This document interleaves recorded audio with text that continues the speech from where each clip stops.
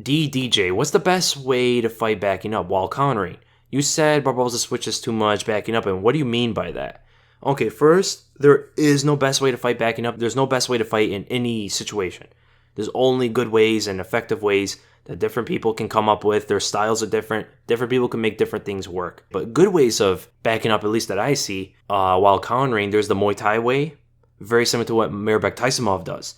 Watch him counter. Watch his last fight against Silva. Always keeping balance, just backing up in a different way than boxers do. Boxers take like one step at a time to back up, almost like they're walking, right? Muay Thai fighters, especially with their countering style, they will hop back with their stance. So they're always keeping stance in every situation. Every position you have power. Every position you can counter. That's an awesome way to go about it. There's the boxing way, as a lot of people use today, like Floyd Mayweather, Roy Jones Jr., there's different ways you can go about it. So you can slip away, you can use the Philly shell. Look at CB Dalloway versus Mutanche, Cesar Ferreira, using the Philly shell to counter.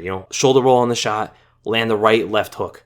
That's it. There's different ways you can do about it, but when you're doing that, you're not going to be as elusive in the middle of the countering. You're going to be moving until you settle into your Philly shell. But then you could do what Roy Jones does, where, very elusive, looking for his angles, throwing out some jabs, feinting at you, and doing all that sort of stuff to get you to throw at him, and then he'll counter you off that. So there's baiting as well. There's ways Taekwondo fighters can counter, where they'll use spinning techniques as they're moving back, right? They'll move forward at you, and the fact that they move back and forth with their stance, when they move forward, throw a jab at you or something, they move back, get you to move in on them. They can hit you with some spin kick or something like that. They can hop with their kicks in certain angles. I mean, there's a lot of ways to counter. The way I see the most effective way to counter in MMA, at least evidently, I think is very similar to what Conor McGregor does. Nate Diaz does it a little bit. Robbie Lawler does it a little bit, which is pretty much just slipping and countering, right? Slip on the inside, slip in mid-range, and countering, right? This is the most high-risk, high-reward kind of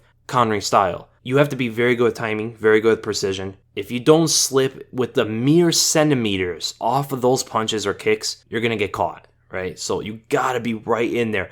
The less space you have from your head, let's say, to a punch, if you're slipping, the more effective your counter shot's going to be, because you have that much shorter of a distance to retract and counter them, right? The more you dodge on the outside, you have to cover that distance back. Covering a little bit of distance outside of that punch as much as possible, and returning is the best way because you catch them unexpected as well. So that's what I see as the most effective. Zabit does it a little bit too. The younger guys are doing it a lot. Sean O'Malley does it a lot. So Shane Burgos is doing it, Kelvin Cater. And it usually comes with pressure too. You're pressuring them back, get them to throw out their punches at you as you're throwing out some feints and stuff.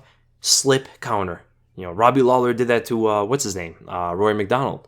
Dropped him with the left straight. It works, man. And that is something specifically that I'm doing a lot too. That's something I've always tried to work on. The risk is great, but the reward is much appreciated. And I said Barboza switches too much, going backwards. Did I say that? I don't know which video I said that, if I did.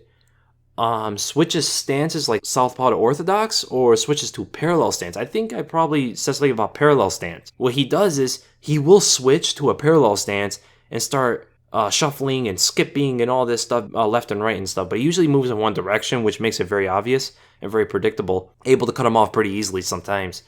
And the thing about Barboza is, and this whole pattern and this footwork is, it's very obvious when you're going to settle. Very obvious when you're going to plant to counter. And the thing about that whole footwork is you're going to have to plant to counter, right? Hopping and being in midair and all this stuff and trying to counter, you're not going to have any power in your shots.